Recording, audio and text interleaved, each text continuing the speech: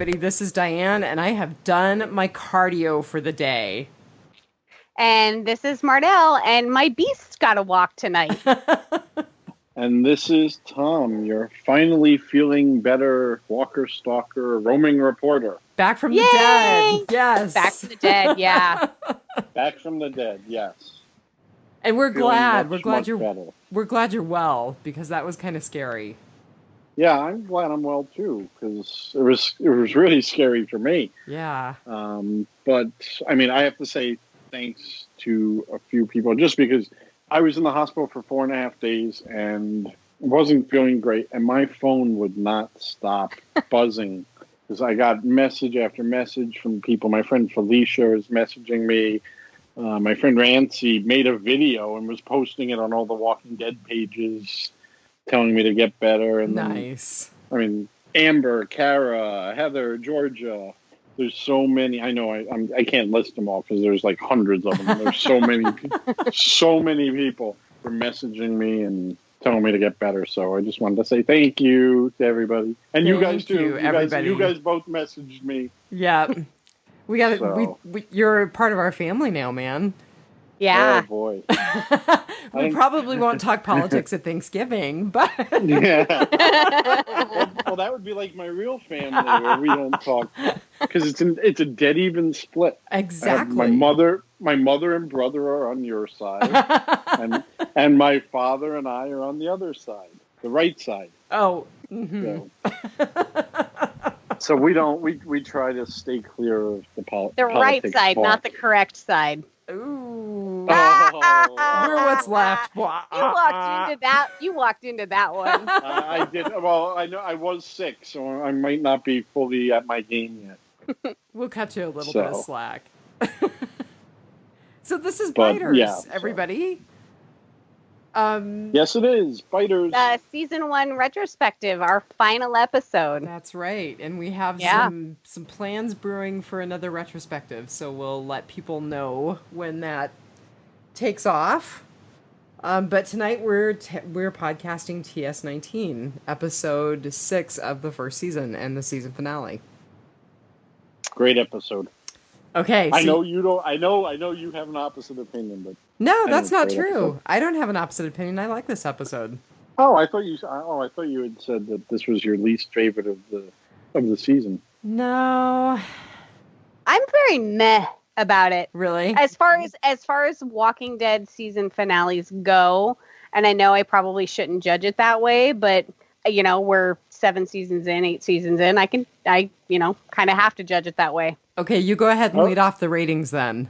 Well, I thought, are we going to go into the numbers or anything? Well, I think you should rate it first, and then we'll talk about numbers. I rated and then the director. Right, because everybody's waiting with bated breath. I rated a 4.1 bottles of wine in a hot shower. I've done that with coffee. I've showered with my coffee cup before, but never a bottle of wine. Okay, that's funny. Bottle of wine is reserved for the bath. Alrighty then. I'm not a wine drinker. I'm a hard liquor or beer drinker. I can't drink wine. Yeah, are you nursing some Jamesons tonight after your long day? No. It was way too long. I'd be passed out by now. So, Tom, how did you rate this episode? I rated it 4.75 scratches to the face. Ooh. So I rated it 4.87 out of 5 full circle hand grenades. Wow, you rated it higher than I did. See? And I swear in one of the earlier podcasts you had said that you think that the finale was your least favorite. Well, I'm fickle, so, maybe I said that and maybe I'm not following through. She probably said that and then she rewatched the episode and went, no, I really like this episode. Exactly. Or I had a TBI moment and forgot my rating of previous episodes. That's highly possible, too.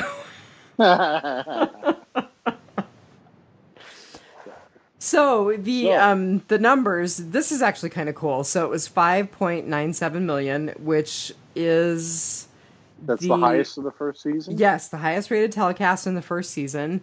And they did 2 more encore presentations, and the viewership was up to 8.1 million between the premiere and then those 2 encore presentations. Wow, those are good numbers. Yeah, I mean, they're not season 7 numbers, but they're pretty amazing.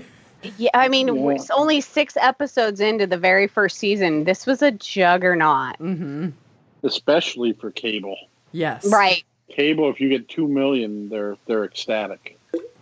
Which, by the way, I'm sorry, you guys probably just heard my water bottle. So Fear the Walking Dead mid-season finale actually had like 2.4 and 2.6 million for the... That's because there's nothing else on. Well, there's Preacher, but Preacher's on Mondays, and people are not giving Preacher the love, so... I mean, hey, I watched the finale of Fear the Walking Dead. So. I know you did, because it was the cosmonaut episode. I mean, not even that, but I mean, I've watched every episode this season, even though it's horrible, because there's nothing else on TV on Sunday nights. Do you like listen I was saying before we started recording, I was saying I would love to see the numbers if it went up against Game of Thrones. Mm-hmm. Do you listen to the pod? Do I listen to your pod? Yeah. Yeah, I listen to your pod, and you guys throw jabs at me every now and then. No, we're talking about Preacher. I think she's asking if you listen to our Preacher podcast. The Fear the Walking Dead. Oh, okay. No, I listen to the Fear one, and every now and then I hear, Thomas isn't going to like this, or Thomas this. We can't do the close. We can't do the close with Thomas. But you're officially part of the Biters family now. I know. It feels like my own family. Exactly. Back to that. Now you know how Brian feels when we talk about him. Brian, who is so busy. Yeah, he's not listening to this, so we can say what we want about Brian. Exactly. Well, the director. So the director was a guy named Guy Ferland. And I'm just looking at his IMDb page because I prepped terribly today. Because I was expecting my farrier, man. And for those of you who don't know, what is a farrier, Diane? A farrier is someone who works on horse hooves. Okay. Now, Thomas, city boy. Who wouldn't know that? Surely not the guy who has one of the horseshoes from the horse in the premiere. Oh! I didn't have to take it off of him. It was handed to me. It was already like that. That's if funny. I had to take it off him, then yeah, okay, fine. But it was already set. It was already off. I'm just convinced the zombie apocalypse started today because I didn't get my vet or my farrier. It felt like an apocalyptic day. Or a typical day in Alaska, one of the two. Well, there is that.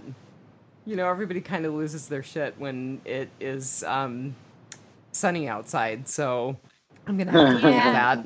I don't want to hear it. Okay, back to Guy Ferland, because I know that Thomas is waiting with bated breath. So he's from Stockholm. Is he really? No, I have no idea. Oh, okay. I was going to say, did you look him up? The last director was from Stockholm, and we figured out that was in Sweden. Oh, this guy is from your neck of the woods. He was born in Massachusetts, so kind of close. Kinda. Oh, well, that's where I went to school in Boston. There you go. So. And I just came back from Cape Cod yesterday. Oh, nice. Very nice. Well, so this guy has... it looks like he has a season of The Mist. So The Mist got rebooted, right? Yeah, it's not a season. He's got the premiere episode of The Mist. Yes, The Mist got made into no, it's not TV the premiere. series. It looks like it's the 10th episode. Oh yes, you're right. You're right. Season 1, episode 10. Yeah. Did it start airing yet? Yes, it is very good too. Oh really? I haven't watched it. I gotta watch it. Okay, what's it on? I don't know. TV. Oh God, that thing. Okay, in addition... I think it might be Sci-Fi Channel. I think it might be Sci-Fi, but oh I'm my not God, positive. did we just say really good and sci-fi in the same breath? Like, you don't every think clock Sci-Fi is right Channel twice a day. You don't think Sci-Fi has good shows? I'm sorry, they killed me with Z Nation. I watched the first episode, The Zombie Baby. It was so horrible, and I've lost all faith, man. I watched the first season of that, and I thought it was okay for what it was. It was kind of like a Sharknado type thing. I think it was produced by the people who produced Sharknado, actually. But the second season, when they turned that character completely silver gray, I just lost it. I said, I can't watch this anymore. Yeah, yeah, I was never interested in it. You didn't miss anything. Yeah. And, Sci-Fi actually has a series on right now. It's called Blood Drive, and it's very, like, grindhousey, and I absolutely love it. So I'm not against camp or cheesiness or anything like that, but it's got to be done in the right way. And Z Nation or whatever, didn't hit the buttons for me. Amen, man. Ugh. Although they have had a lot of that cast at Walker Stalkers, and I can tell they are so nice. Oh, that's cool. Is it still going? Yeah. I think it is, actually. Because I know they couldn't make it to one of the Walker Stalkers recently because they were filming. So, well, there you go. Something for everybody. Okay, Guy Ferland. So he's part of the Mist reboot. He's worked on. Oh, go ahead. Yeah, he directed 12 episodes of Sons of Anarchy, which we have a character crossover for that. Jeremiah Otto, right? Yes, in Fear the Walking Dead. So the character? Well, no, but the actor. Or the I'm sorry, the actor. Actor crossover. Yeah, yeah. Okay. Yeah. I've never watched Sons of Anarchy, So I have to say, just looking at his Walking Dead credits, this guy actually did a couple of my favorite episodes of Walking Dead. So Infected, I really loved season 4. I know there were a lot of people who didn't like season 4, but I really loved it. And Chupacabra, which I really enjoyed because it was Daryl-centric and Merle made his little appearance. So, right. So he's done both some good pretty episodes. Yeah, he's done some pretty cool stuff. He's worked on The Shield, but probably his biggest credit ever is Dirty Dancing Havana Nights. Oh, Really? I was being facetious. Okay. You never know with you, right? Yeah, I was like, I gotta keep you guys guessing. You did that pretty deadpan. I was biting my lip. I was just going to let it go. Marnell jumped in. Yeah, I was not letting that one go. I'm like, really? Are you serious? And I thought she was going to say Elementary, because Elementary is, I think it's in its final season. It's still airing, and it's a really good show. Is that a Sherlock Holmes show? What's that? Is that a Sherlock Holmes show? Yes, I think I've heard of it, but I haven't watched it. It's a really it's good. no Havana Nights. Right. No, exactly. Yeah. It has Johnny Lee Miller as Sherlock Holmes and Lucy Liu as Watson. Oh, that's interesting. Yeah. I wonder how she's managing that and managing her time on Ash versus the Evil Dead. Oh, I'm so far behind on Ash versus the Evil Dead. I didn't even realize she was on it. Oh my God, you are far behind. Yeah. Like I said, spoiler alert. This is the last season of Elementary, so they probably already had the season filmed before she started on Ash. I don't know. No, because she's been on Ash since season 1, so I don't know. She's just talented. No, Lucy Liu, not Lucy Lawless. Oh my God. Can we just start over? You confuse the two. Can we please start over? You know what, Xena? I'm pretty sure that I just wasted every brain cell I had remaining when I was on the treadmill. So tell us about the spooky chef. Maybe I'll tell you about the writers of the episode, Adam Fierro and Frank Darabont. I've heard of Frank Darabont. Yeah, I'm not sure. You know, that guy, he just seems kind of familiar, that Frank Darabont guy. He's great at writing emails. Apparently so. Oh my God, those emails were horrible. I don't know if you heard, but on one of the recent episodes, I was like, I don't think I have any pity for Frank Darabont anymore. Oh yeah, I heard that. Those were pretty abusive. Yeah. So Adam Fierro, who's this dude? He's got Hancock 2. I think I remember seeing that. Huh? He's got a lot of producer credits. He's got quite a few writer credits too. He wrote an episode of Dexter. Mm-hmm. He also worked on The Shield, so that might be some crossover between him and Guy Ferland. And the director from last week, or from the last episode, worked on The Shield. And also was directing Hancock too. Oh, how interesting. Okay, there's the major crossover right there, man. Yeah, it's a small writer universe. Okay, Not really sure why they need that many people for Hancock too. Thank you. Because, quite frankly, I thought the first one was okay. I don't really think there needs to be a Hancock 2. I second that. And you can send hate mail to Brian Williams at MSNBC. Which is a joke from another podcast that I do, Thomas, that you will probably never listen to. Oh, okay. It's actually an old Letterman joke. Letterman used to direct all of his hate mail to Brian Williams, care of NBC Studios, New York, New York. Well, we stole it. Makes me wonder just how much hate mail Brian Williams got. Not Brian. How much he got for Letterman. Never know. In the beginning, Letterman wasn't the most loved person. Yeah. So. It looks like this guy was a writer for Narcos. Have either of you two ever watched an episode of that? No, I've heard of it. I'm a Luddite and a barbarian. No. It looks good, but it's just one of those that there's so much other stuff on that I just don't have time for it. But my other half watches Shooter, which he's written an episode of, and I hear good things. You know, I know we say it all the time, but there's just too much good TV. There's a lot of crappy TV, but there's too much good TV. Yeah. I watch a lot of crap TV. Yeah. You and my husband. Sometimes the Netflix account. Oh my God. When The Walking Dead isn't on, it's like there's nothing that really. Like I used to watch The Following, and I used to watch. God, I don't even know. Now I'm watching so much reality, Master Chef, and all this reality. America's Got Talent, and all this reality crap. Yeah, I can't watch reality TV. It doesn't resonate with me. I'm watching Game of Thrones. Woohoo! And Preacher. I feel like I just have to keep saying, and Preacher. Di, what do you think of Preacher?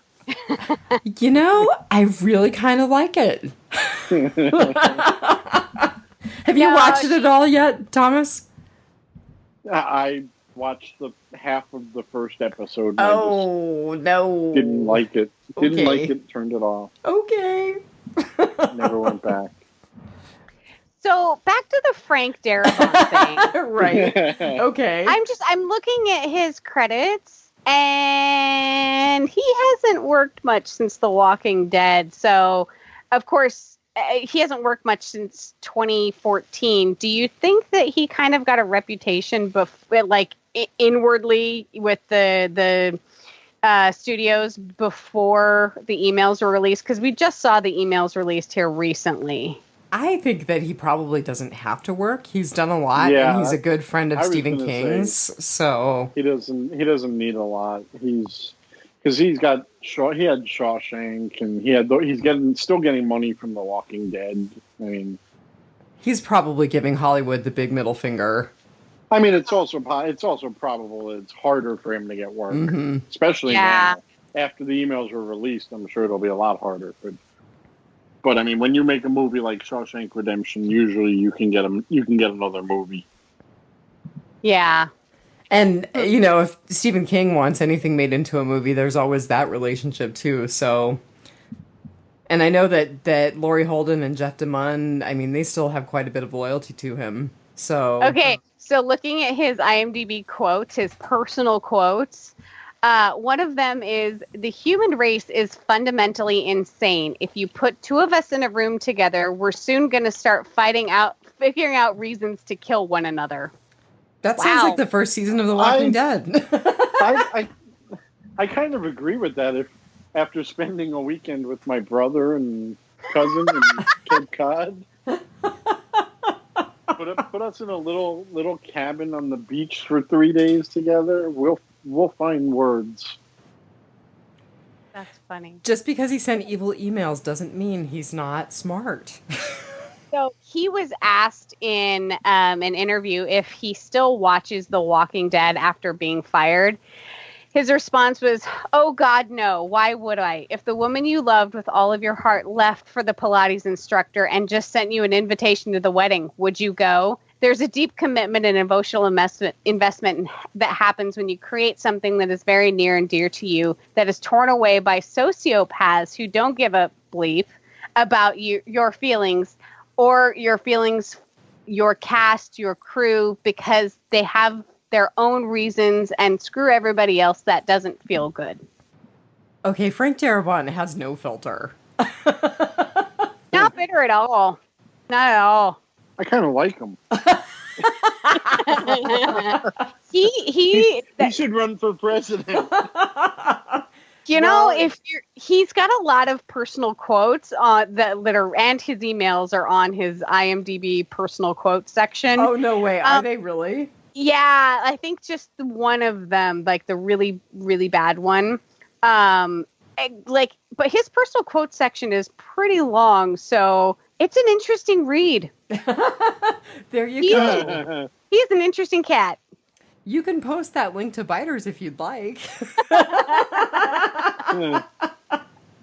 All right.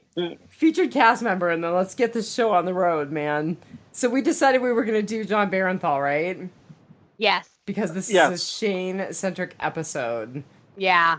Exactly. So, I mean, the big thing that's going on with him, right? We're talking about it.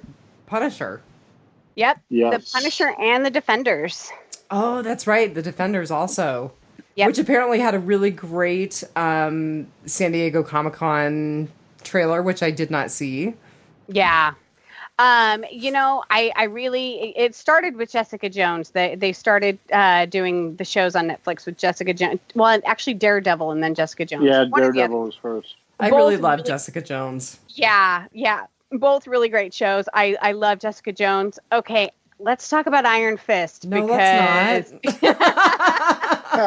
Yeah, it started off strong and then just sank like a stone. I don't even think I finished the last episode and a half. It's the Fear the Walking Dead of Marvel. Oh God, you're right.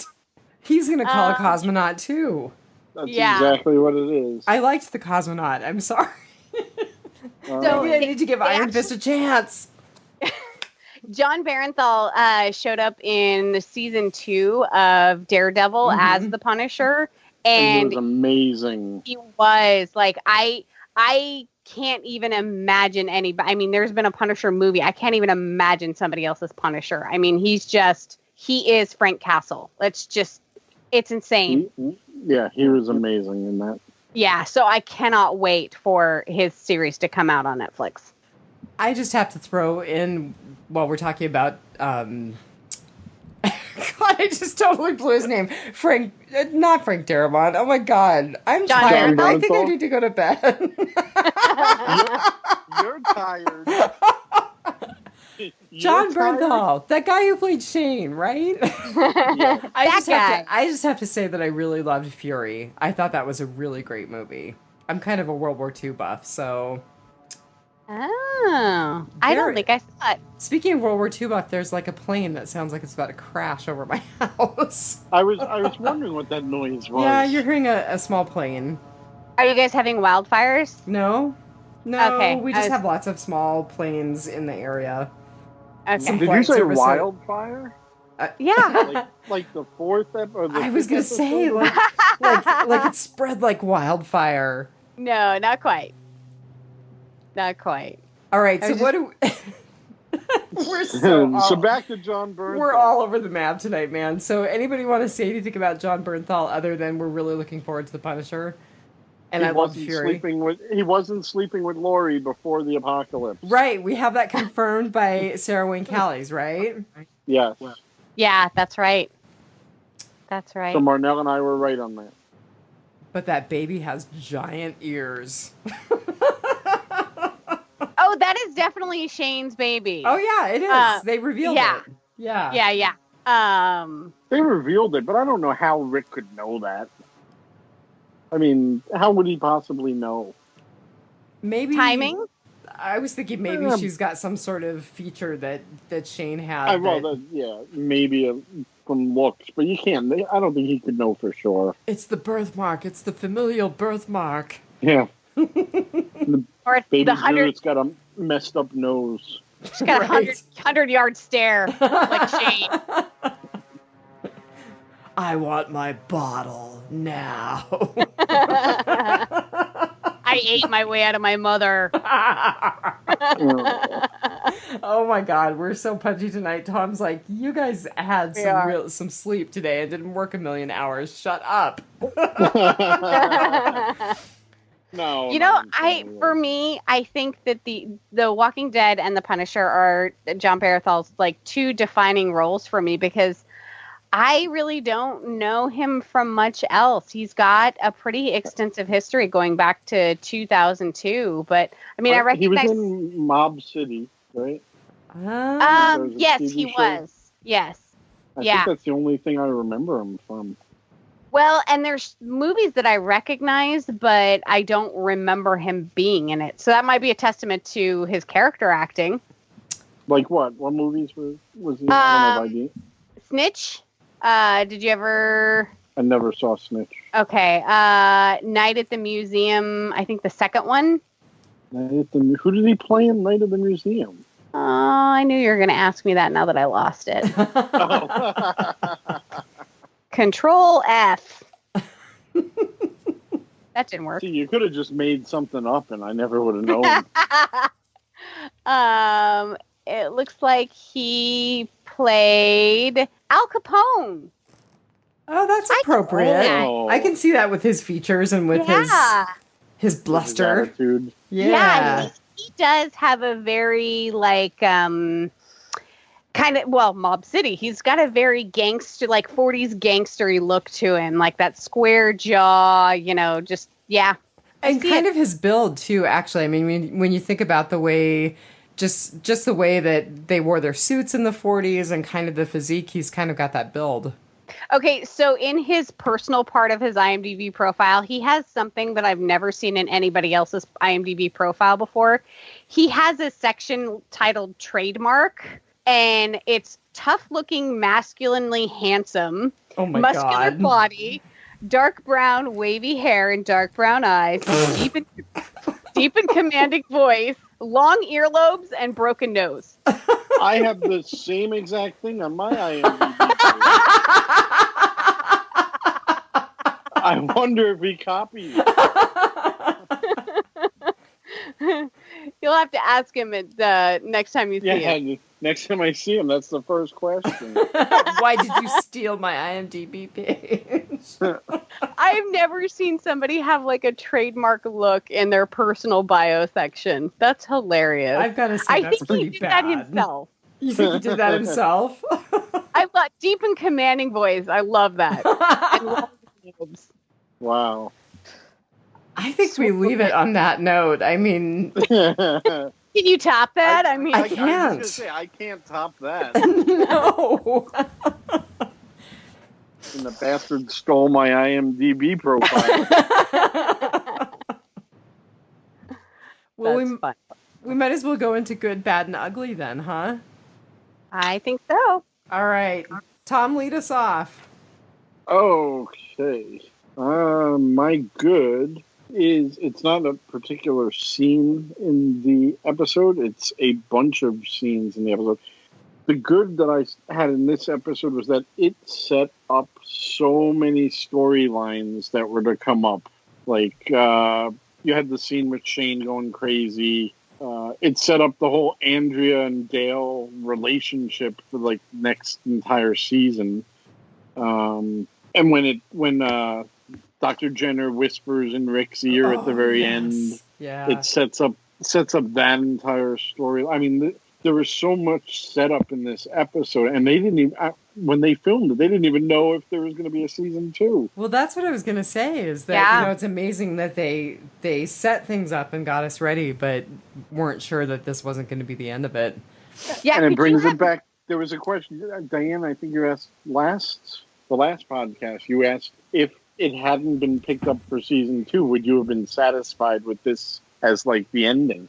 And there's no way you could be satisfied with this at the ending. I have to say no, and I actually looked up some trivia, and one of the trivia points, and it's largely a rumor, but it was basically that it was meant to be a miniseries, and that all of the characters were going to die in the CDC at the end, and I thought, no way. That would have been horrible. It would not have been so satisfying unsatisfying. At all. Yeah. Yeah. That would have been such a cop-out ending. That would have made me mad. Like, I would have been mad at the show. I kind of wonder if maybe they filmed that ending and then they were like, oh, we don't have to use it. We got picked up. I'm like, thank you for wasting 6 hours of my life. Since you were talking about Hancock, what's that? The Will Smith movie where he was in the apocalypse. Oh. It was based on the Omega Man. I can't remember the name of it. But Legend. I Am Legend. I Am Legend. Okay. It's like that. The end of that movie was so horrible because it looked like the story was great, and then they got to the end and it was like they ran out of money and they couldn't do anything else and they just ended it. Well, there is an alternate ending. Kind of like, oh, is there? Yeah. The alternate ending is actually better. Yeah, because the ending that they went with was horrible. Yeah. The theatrical ending sucked. Oh my god! And it was like it just ended like randomly, and that's what would have happened if this show had ended with them all dying in the CDC. I agree. It would have been random and awful. It would have been wasteful. Like it just what a waste of a story, you know? Especially with that many comic books that they already had to work with to end it right there. Oh my god. Of course, up until the last two episodes of Fear the Walking Dead, Diane and I were in full agreement that they could have ended Fear the Walking Dead with a fire explosion and just rebooted it with an entirely new cast of characters. 33% of the podcast hosts on this podcast think that still should happen. Well, they burned up the Abigail. They missed the opportunity to. Oh my goodness! Listen. The dogs agree with you, Thomas. Well, I'd rather sit here and listen to the dogs than watch that. This is your moment of Alaska. Sorry. I'm alone tonight. I can barely hear it. Just FYI. Like I tune into it because it's dogs, but yeah, I can barely hear it. So you're good. Anyway, that was my good. The whole setup for the next couple seasons, actually. It really makes me want to watch season 2, and I actually started to launch into rewatching season 2 today. So I haven't gotten that far yet, but you've inspired me to with our other retrospectives that we're gonna do coming up. Very good. Because I've never rewatched. I was one and done, and so going back to the beginning. I've seen every episode at least a dozen times. I haven't watched them quite that many, but I'm going to say I've seen every episode. Not every episode, but at least the first 4 seasons probably 5 or 6 times. I wasn't a real big rewatch girl. And then when I started staining and polyurethaning the doors in my house, I rewatched like all of Doctor Who, and now I'm rewatching Game of Thrones. So yeah, I'm due for a Walking Dead rewatch. And you can pick up things, too. You'll pick up things that you missed the first time, and you'll be like, oh, that's why. Oh, definitely. And the shadowing for, like, what we're on current or what we see later, where you're like, oh, so in, like, season 4, that thing happens because of, Yep, it's time for a rewatch. And when you watch it the 13th time, oh my God, it gets even better.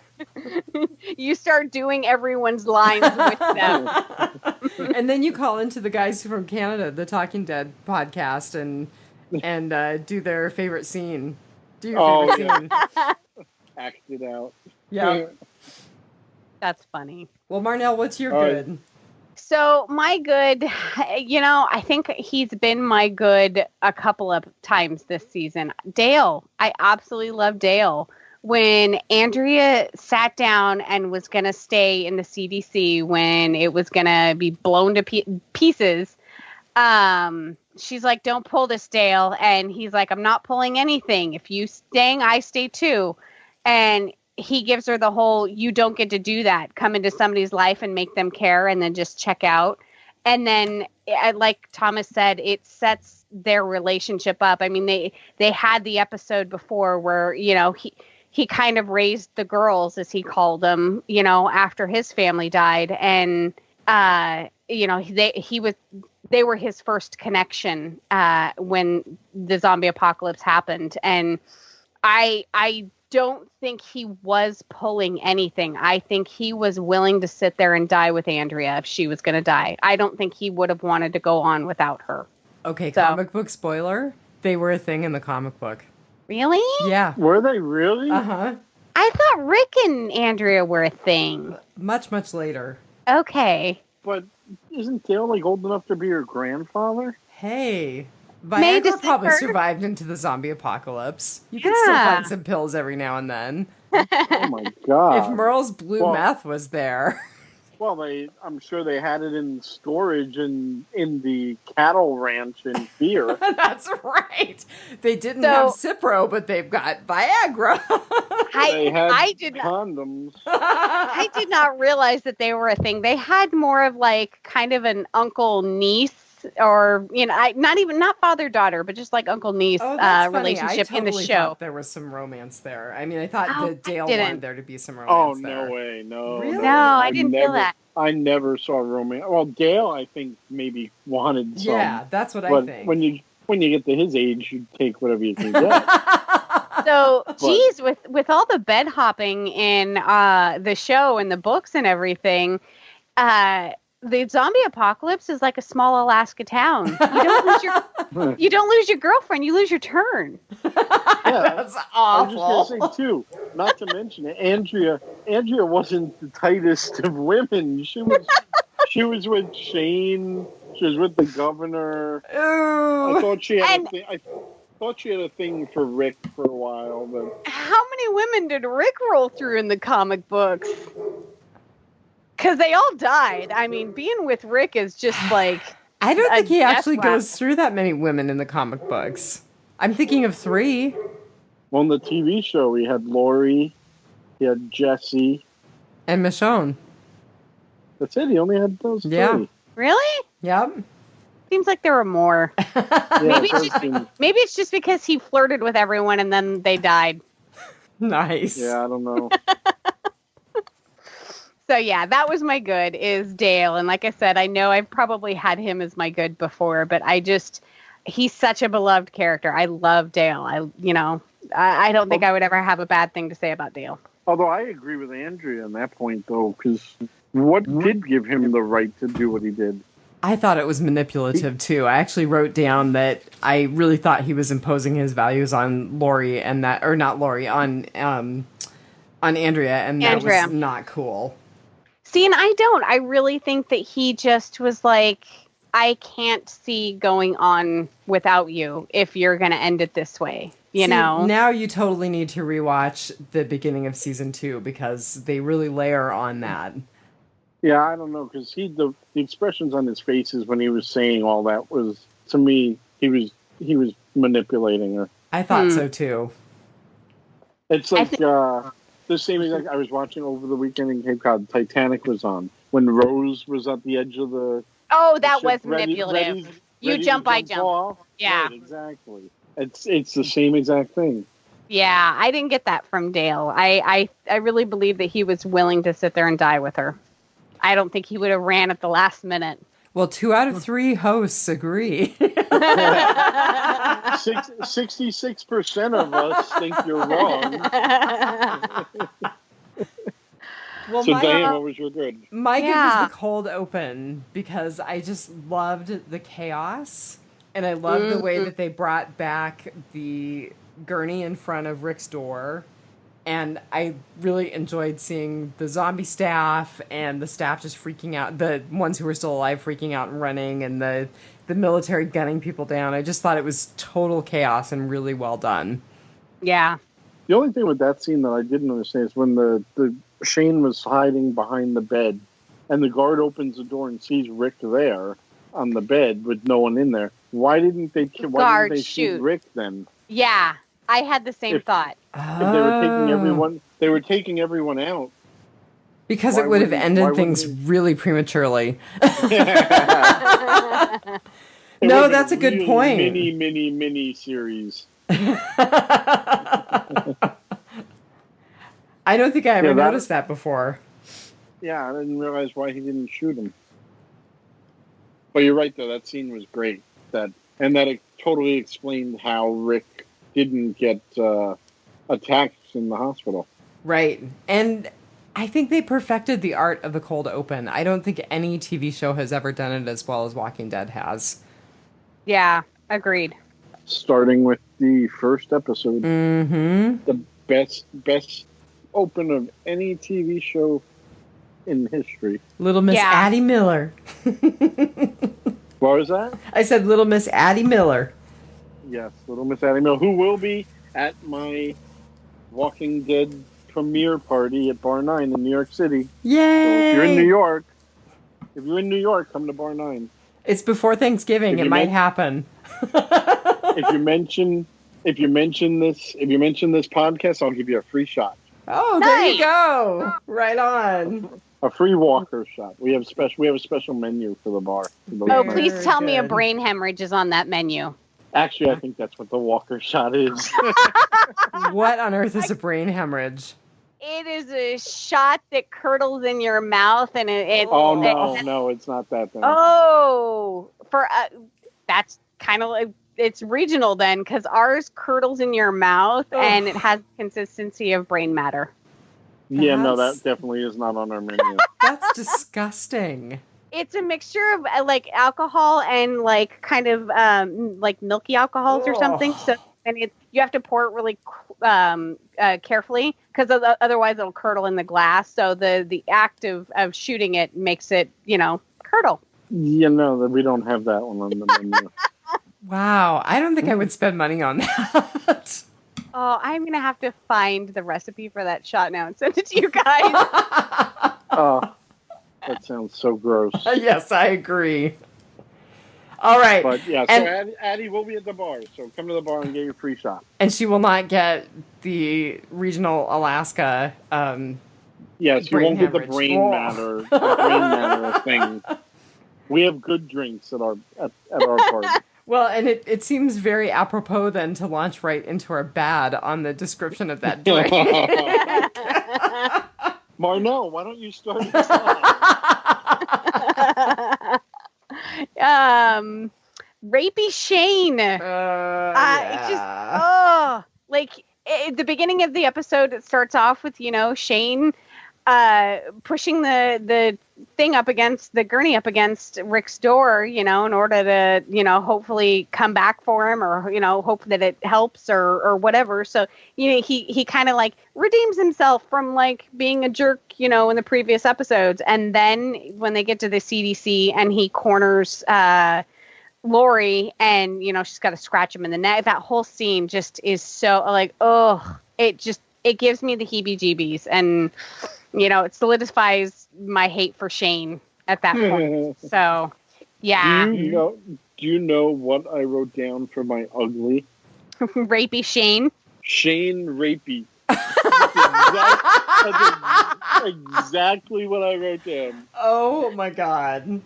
That's funny. Shane Rapey. That was and the reason I wrote it down, I guess I can talk about it now, but was that scene even... I couldn't even decide whether that was a good ugly or a bad ugly, because I didn't know if that scene was it really needed, because we knew Shane was going crazy and not a good guy, and and I don't know if that scene really was needed to make him seem like even more of a bad guy. Yeah, I don't know. Maybe if they thought that they weren't getting a season 2.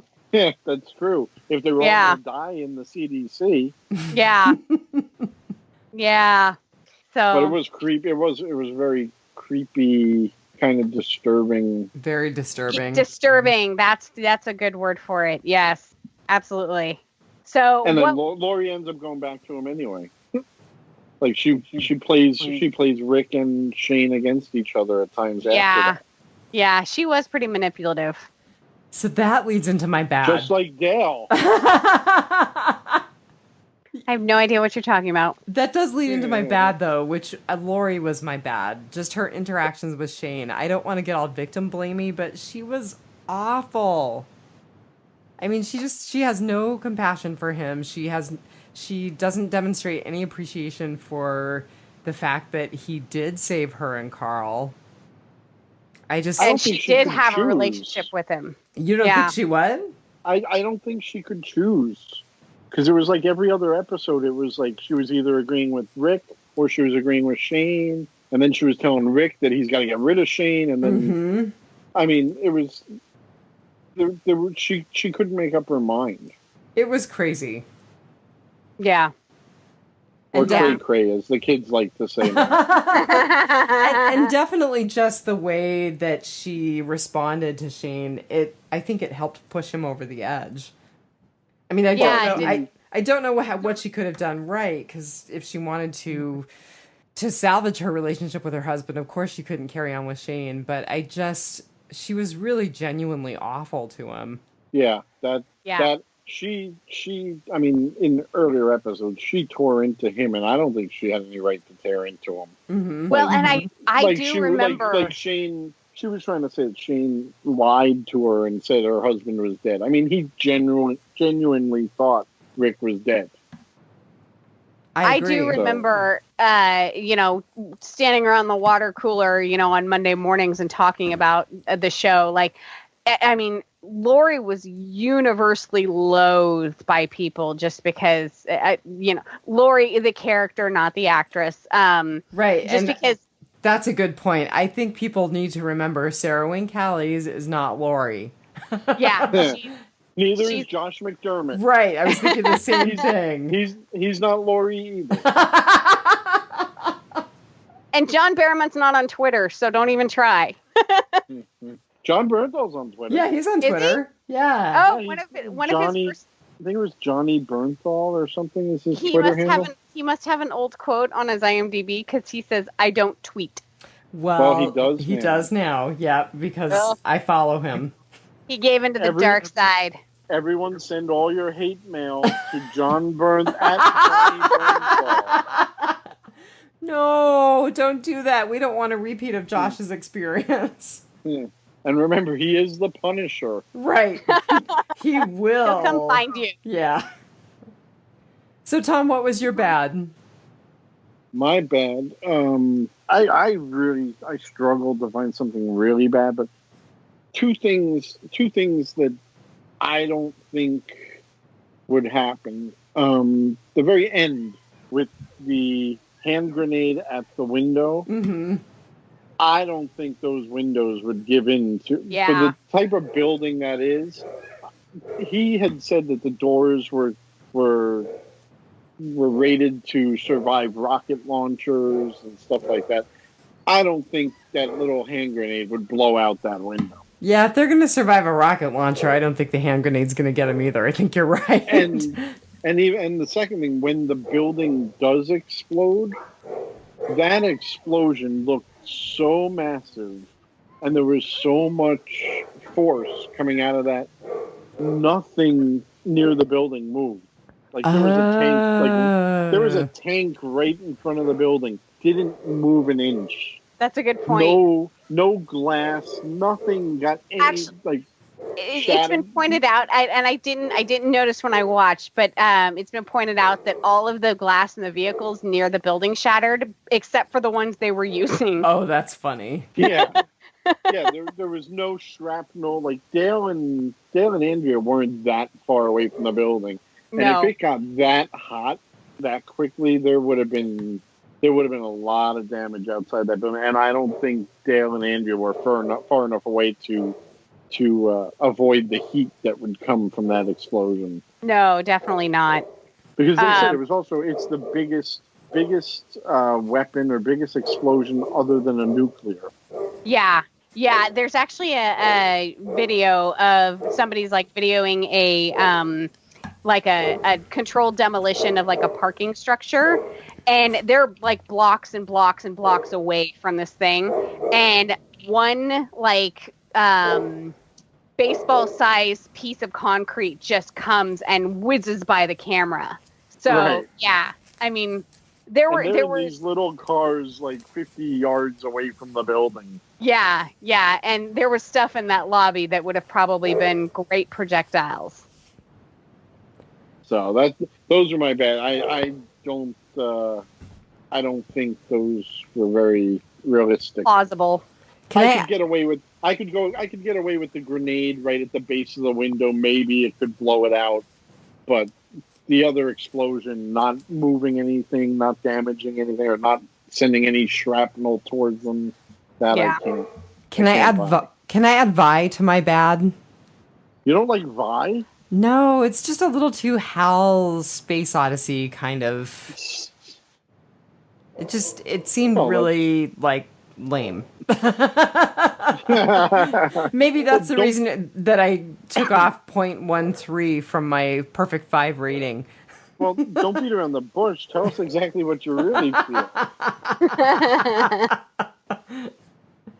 Yeah, I think it was a little gimmicky, but I love like sciencey kind of AI type crap. So yeah, I didn't mind Vi.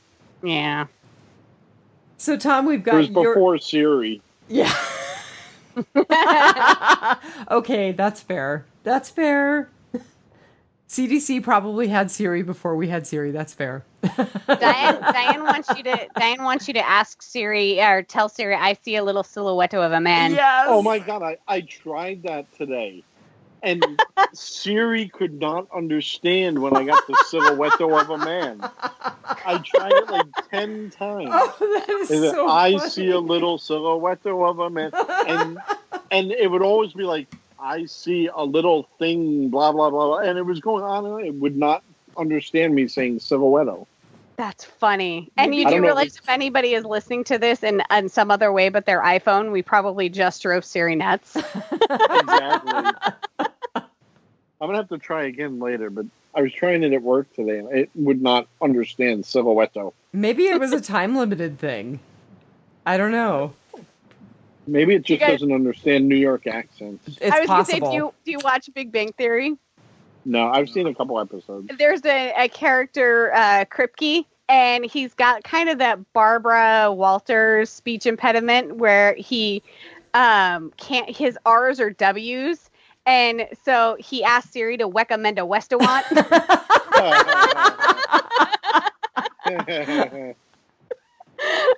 Yeah. He didn't like Siri too much. Now that we've made fun of people with speech impediments. Oh, brutal. Isn't making fun. Just saying Apple doesn't take that into account. Just because Siri won't understand my silhouette.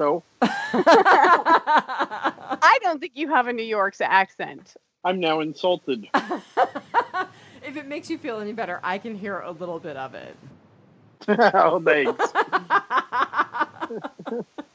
No, I don't know if I have an accent. I don't think that I have an accent.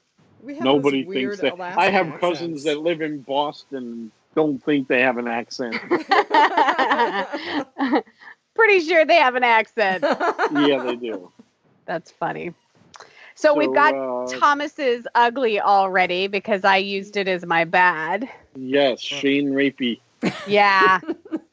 Yeah, I was going to write Rapey Shane, and then I said, well, that's too much like Rapey Davy from Negan.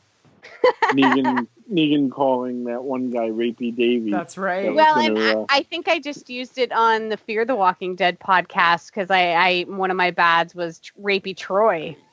Not on this one that we just did, but yes, on the previously published one, you did, in fact. Yeah. A lot of rapey going on in the apocalypse.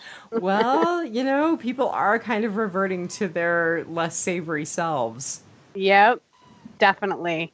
And some more quickly than others, Shane. Yeah. Well, they weren't manipulative, Dale. Or mean, Lori. Yeah.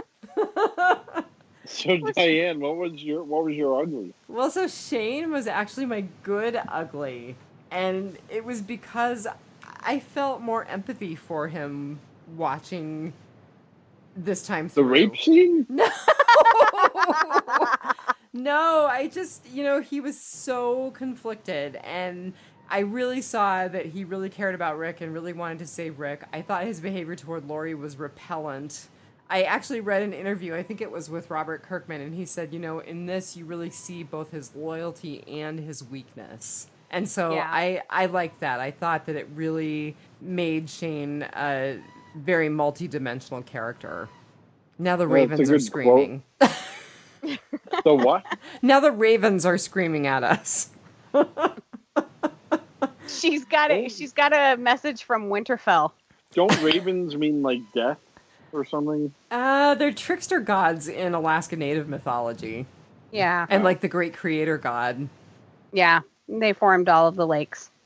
Actually, really, we just have a huge population of young ravens, and they're really noisy. It's because they like to eat all the dog food you put out for the dogs. Yeah, they totally stalk the dogs when it's feeding time. Yeah, it's pretty funny. Don't have that issue here in New York. No, probably not. The pigeons, maybe, but not the ravens. And we have pigeons. You what? We have these. We don't have. I'm in the suburbs, so there's not really a lot of pigeons. We get normal birds. So we somehow got pigeons up here a number of years ago. I don't know if people like were breeding them or brought them up or climate change, whatever. It's somehow pigeons came up here, and the ones who wait too long to fly south, they usually wind up raven food. Like, nice. I'm not even kidding. You'll be walking around downtown. What happens is because all the other birds know not to eat the rock salt off of the sidewalks, and the pigeons eat the rock salt thinking that it's food, and then they get lethargic, and then you'll just see this like gang of murderous like crows and ravens come in and just pick it apart, and there's nothing but like wings and feet and beak left. Oh, that's lovely. Aren't you just little Mary Sunshine tonight? Hey, I live in the wilds of Alaska. You went to downtown, Watch your back, pigeon. I live in the wild of Westchester. I had a spider crawl across my door the other night. And I'm not talking like a tiny spider. I'm talking like a good nickel-sized spider. Yeah, that's one thing about Alaska is we only have like one venomous spider, and I don't even see it. Like he doesn't even come as far north. He's even further south than I am in the panhandle. The panhandle. So I love not having giant creepy bugs or snakes or anything like that. I'll deal with the bears and the murderous crows. I don't want any of them. We have possums, we have raccoons, we have skunks, occasional little snake, but no, nothing really, really deadly. Food for the apocalypse. So back to the episode. Right. Marnell, what was your ugly? My ugly was a kind of a question that I had about something that happened in the episode. So Jenner agrees to allow everybody in if they all submit to a blood test. Why? Oh, I think it's part of his everyone's infected study. That. Well, he actually even said that. Did he? Yeah, Andrea asked. She asked something like, "Why would you feel the need to do this?"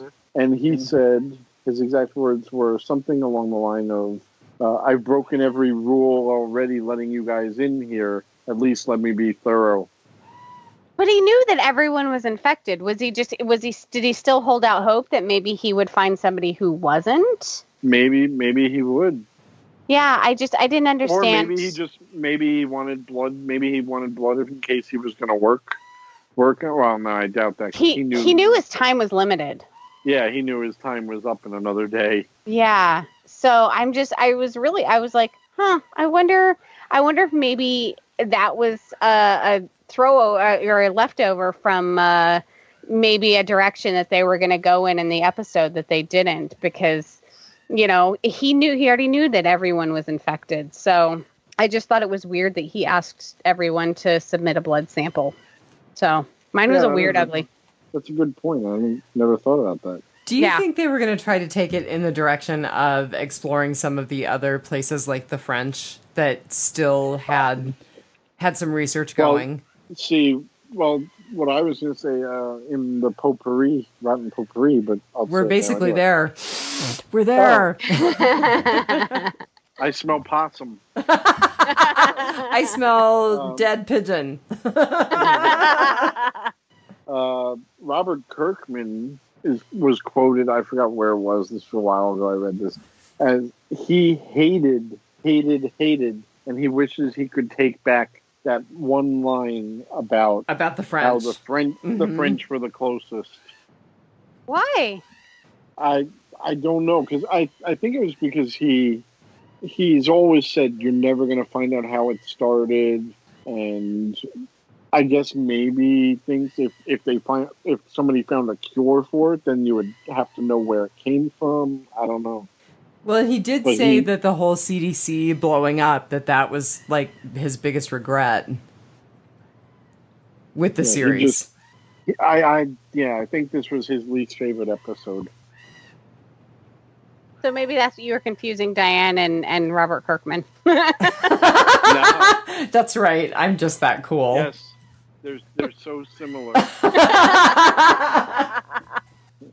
Diane, can I borrow some money? I'm flying to New York in a few days, as a matter of fact, on my private jet. So, well, you should fly down to Bar 9 for the premiere. I'm planning on it, and you're going to give me a zombie hemorrhage. No hemorrhage. Oh, but did you guys see the clickbait that was going around? Someone actually posted on our cruise webpage that Robert Kirkman said he's ending the comic book, the Walking Dead comic book. I saw that too, and I actually saw Robert even got trolled by that. Yeah, saw Kirkman tweet and say, "No, this is not. No." Everyone on our cruise page was flipping out, saying, "Oh my God, they're ending it. The show's going to end soon." Blah blah blah. And then you go to Kirkman's Twitter, and he's like, "People, I'm not ending it. I just said I know how it's going to end." Right. So, a lot of people were up in arms, including myself. But it just thank feels God he like cleared it up. Yeah, it just feels like it's something that shouldn't end. I mean, all good things do come to an end, but it feels like it's something that shouldn't. Before we end, I have a question that kind of relates to this for you guys. Okay. But for now, one of my pieces of writing potpourri. So we were going to do Edward Jenner as our featured cast member, but we didn't because it was such a Shane-heavy episode. But do you guys know who Edward Jenner was? Not the guy, the actor, anything like that. The I think real we life talked Edward about Jenner. that in Wildfire, didn't we? I don't think so. Because I don't know who he is. So Jenner was the guy who invented the smallpox vaccine. Yep. It is a direct nod to the guy who invented smallpox vaccine. And I think it was Edward Jenner, right? It was not Edwin? No, it was Edward. Yeah. Edward Jenner. Yep. Huh. That was my misspent youth in biology class. I thought that was a super interesting little nod. And this Jenner couldn't do anything. Nope. It was TS19 who was supposed to be able to solve it, but he said, what he said. A great brain. She was the Einstein. Yeah. Field. And I'm just Edward Jenner. Yeah. Yep. So speaking of names and nods, do you guys know where King County, the sheriff, the county of which Rick was a sheriff's deputy, comes from? Stephen King. I didn't know that. I was like, that's really cool. And it surprises me that there is no actual King County, Georgia, because I just assumed that there was a King County in every dang state. Like every state I've been to. Every state I've been to, that has counties, because some of them have boroughs and some of them have. I'm gonna have to look. I don't know if there's one in New York or not. I'm pretty sure if there's a Queens, there's a King. That was a good line. But yeah, like Oregon has one, Washington has one, Alaska uses boroughs, so we don't really have one. But you have glaciers. We do. Yes. And marijuana. Everybody has marijuana. You guys are just allowed to grow it and use it. And I just want to be clear that Biters is not endorsing any particular political strain stance. of marijuana. So, did you guys know that the building that stood in for the CDC was a performing arts center? I did read that. You've been there. Of course you've been there. So I have a question for you. I drove by. Okay. I didn't go in it. You haven't been in. I was just looking at it today and I was thinking there's some pretty cool setup in there, and I'm sure that they did some set building, but I wonder how much of the building actually was the way that it was depicted in the series, I just thought it was a really good stand-in. I guarantee you absolutely nothing of it was the same. Oh, probably the lobby funny. Anyway, huh? I would think just the exterior. I would think they just use the exterior. They wouldn't film in there because they have a studio there where they can film and have sets and I stuff. think they actually did film in the PAC though, in the Performing Arts Center. There was a big deal made in the stuff that I looked at today about how they, of course, couldn't film at the CDC because it was too secure. Yeah, super top secret. I don't know. But I think they actually did do some of the filming. I wonder if Vi was there. I don't know, but now you're going to have to ask Shane that when you see him too. Did you actually talk to Vi? Yes. I'll ask Andrew Lincoln in Atlanta. There you go. Tell him he was such a baby face. Oh my God. How was it working with Vi? Yeah. Well, you guys, I don't think I have a lot more. I don't. I don't really have a lot of potpourri. So, going back to you guys talking about Spooky Chef. Well, talking about like destroying the CDC and everything, and they regret putting the line about the French have gotten the closest and blah blah blah. With everything that went on with the news of, we know how we're going to end the comic book, and we know how we're ending the Walking Dead, and blah blah blah. And I think I think I've seen a couple of numbers thrown around about how many more seasons we're going to get, but it's not going to be like it's not going to go on forever. So I'm going to say season 12. I think that's the number I've heard cited the most commonly is 12. Really? Yeah. Wow. You think it's going to be more or less? No, I really think. Let's see. We're in season 7 now, correct? No, we're going into 8. They're filming 8. Okay. I honestly believe 10, 11 at the most. The ratings they're getting are still so huge. Good. Yeah. I mean, they're not 19 million like it was at its peak, but they're still 15 million. And I don't know. The plus 7s, they're up to 17 million, as opposed to 2 million. Right, or 2.6 on a great day. Well, and I don't even think it's about the series. I think it's about the actors wanting to move on and do something different. But they can in this type of show, they can always replace the cast. Right. They can always say. They don't do it at once, but okay, they'll kill Carol off, and they'll kill, I don't even know, Rosita. I would rather them this year. End on a high note. But, so, do we have any bold predictions about when inevitably they do end the series? How long until they reboot it? Oh, God. I thought you were going to say, how long until I die? You've already That's told the us you number- can't die until February. No, but that's the number one question I get from all my friends, my brother, my sister-in-law. What are you going to do when that show ends? I hope they never reboot it. I hope they leave it the way it is. They won't ever redo it. You don't think that they'll start it up someplace? We'll see like a Walking Dead England or something. You don't think it'll be like you're talking about like the Star Trek syndrome? You mean like spin-off type? Yeah, kind of a spin-off. So you're not talking about redoing this series? No, not redo the whole Rick and Lori characters or anything, but just reboot someplace else in the universe. Or that manipulative Dale. I don't know if they will, because Fear has really stumbled. That's what I was going to say. I don't know if they would. I think if they do, it's going to be a few years after Fear is done, because they want people to get the bad taste out of their mouth. And it will be when people are really, really crying for a Walking Dead fix. Do you think that The Walking Dead and Fear the Walking Dead are going to end at the same time, or do you think Fear is going to end before? No. Fear is never going to make it 12 seasons.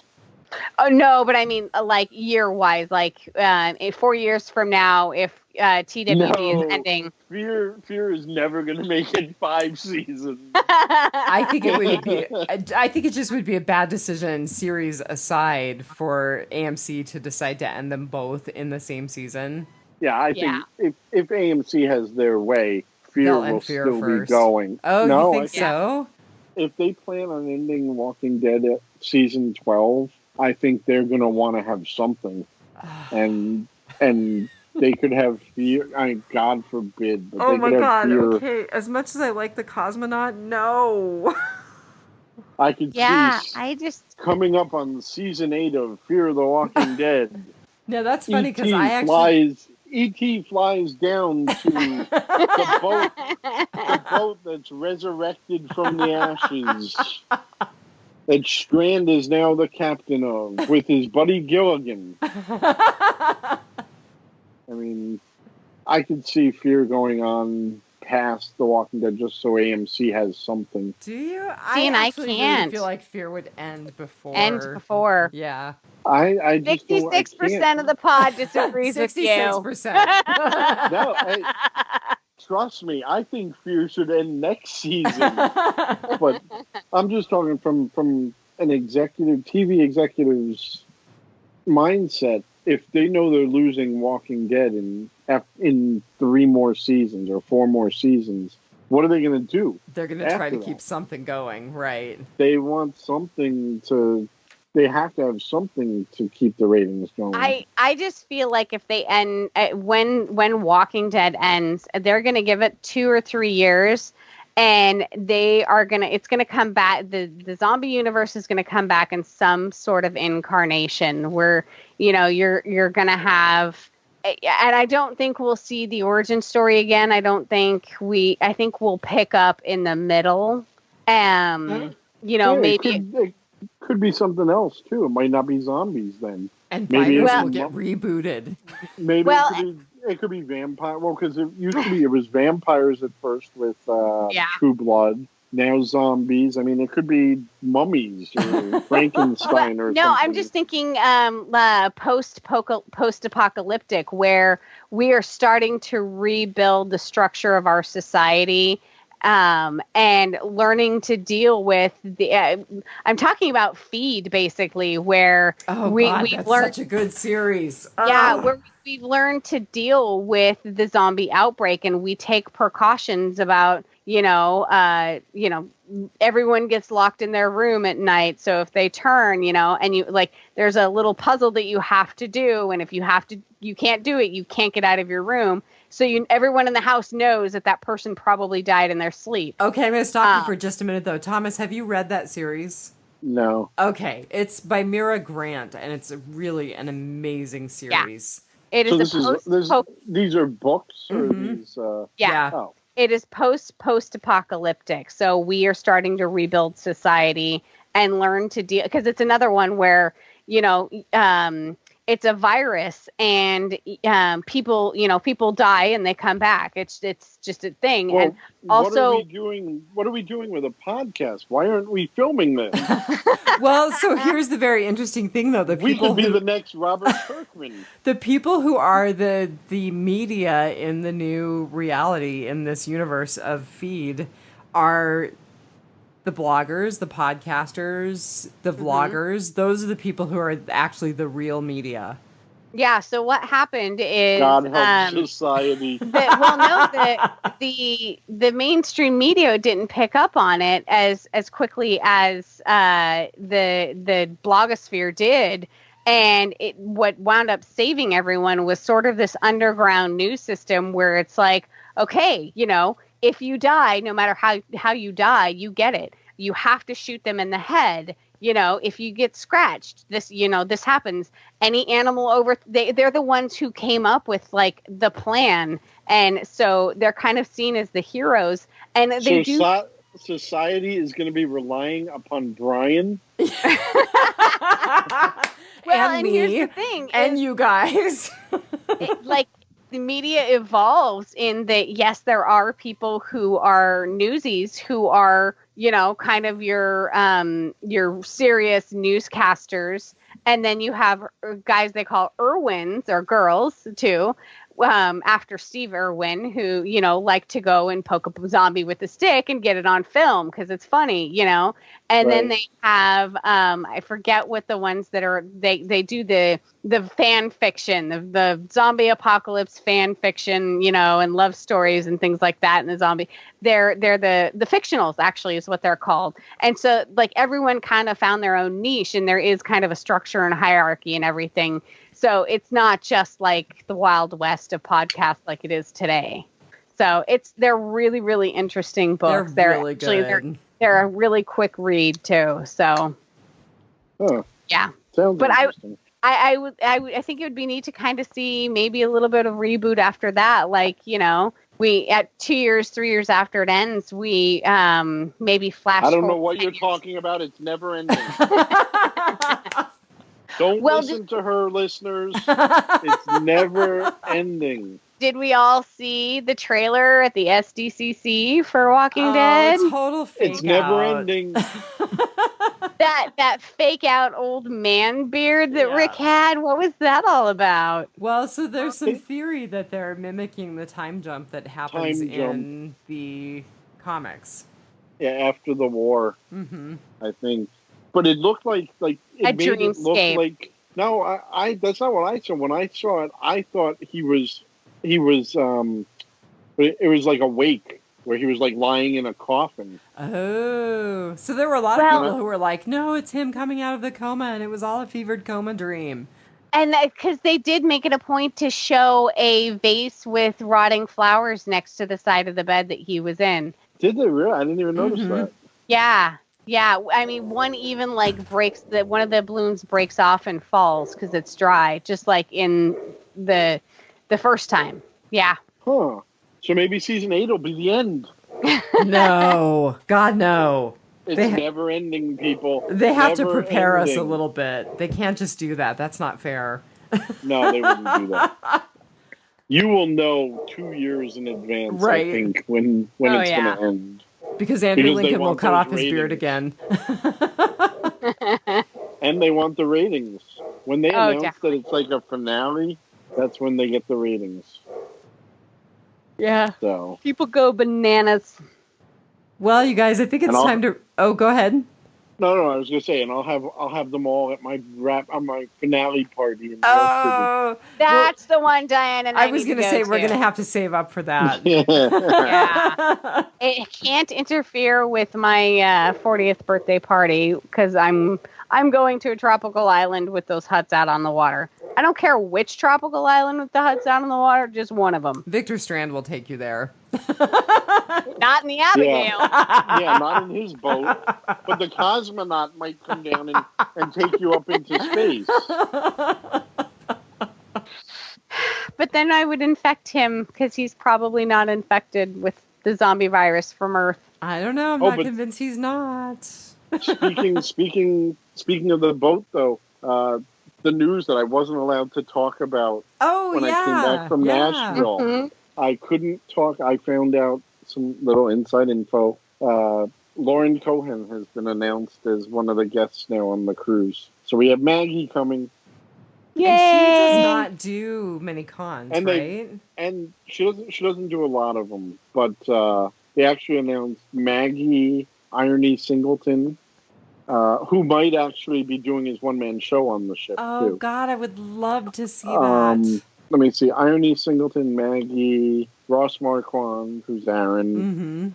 Mm-hmm. You have Robert Kirkman, Greg Nicotero, Norman Reedus, Jeffrey Dean Morgan, Alana Masterson. I think that's all they've announced so far. That is going to be amazing. And there's going to be like three or four more people added. So, yeah, Lauren Cohan was the big name that I found out about and wasn't allowed to say anything until they announced her. I tried to hint to some of my cruise buddies on Facebook. I kept changing my profile picture to me and Lauren Cohan. Every picture I had of Lauren Cohan, I was changing it to, but nobody got the hint. Oh, that is really funny. Yeah. They were like, "Oh, get a grip, man." No, now every time I change my profile picture to me and a cast member, someone's commenting, "Is this a hint?" Right. Someone said that about Jerry. Yeah, so that's the deal. Right on. Well, that's cool. Well, you I'll guys, do my live report. There you go. We expect a report from the cruise, actually. We totally do. So are we going to actually try this? Oh, my God. I'm scared, but let's try. It's my last chance. Oh, it's ostensibly your last chance. at least for now. At least for a while. I'm going to miss this. Well, we do need a third for fear every now and then. Yeah, I'm busy. He's washing his hair. Or I can just come on and do my ugly. Or I can I'll come on and do my bad and my ugly. Okay, so even if he's not on the pod, I say that he has to write in with his good, bad, and ugly, and we'll read them off. Fear? Yeah. For fear? That's not fair. That means he'd have to be as caught up as we are, which is not very caught up. Oh, no, I'm caught up. Oh, well, there you go. Yeah. That's true. Caught up. You did break the news of the cosmonaut faster than we did, so... Yeah, I watch every week. It's just because there's nothing else on. So... Yeah, but I'll try and do my bad and my ugly every week. Oh my God! If you do, we will totally read them. My bad, my worst, and my ugly. Just be prepared. Be prepared to read the word Madison a lot. By the way, I was doing some shopping this morning. I had to go buy dog food, horse food, all of that kind of stuff. And I went to Walmart, and there was a Madison figurine who I thought really needed to go to Brian. Yeah, those are actually on clearance at the Toys R Us by my house. Oh. Then maybe I'll have you buy it, and I'll send you the money because that way I'm not spending as much. They're on clearance. I think they were like $5 or something.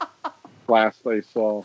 Oh, that is so painful. And there was still a lot of them in the store. Oh, sorry, Nikki Campbell Keith. Sorry if you're still with us. Sorry, Thomas Reese. So it looks like Di and I will be back September 10th for the Fear the Walking Dead mid-season premieres. That's right. But Walking Dead Prime does not come back until October 22nd. Yeah, October 22nd.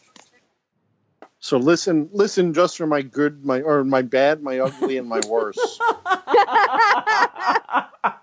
I can't use the word good. We're going to hold you to that. Yeah. My bad, my ugly, and my worse. I got to remember that. And if you don't get them to us, we're going to make them up. Ooh, Oh, I like that. that I would like. That's a podcast I would listen to.